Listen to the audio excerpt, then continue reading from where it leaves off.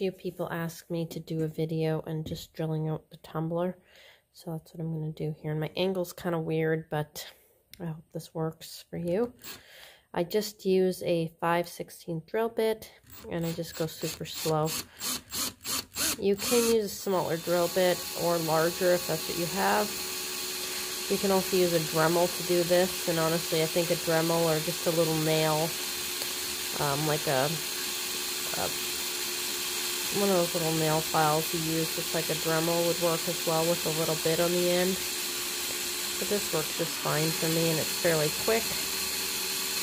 You just have to be super careful not to pierce the inside of your tumbler, otherwise it's ruined.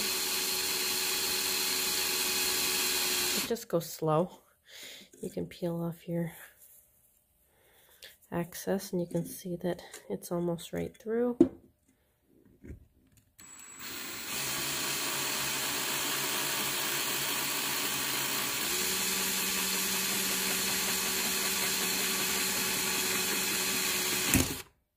Go.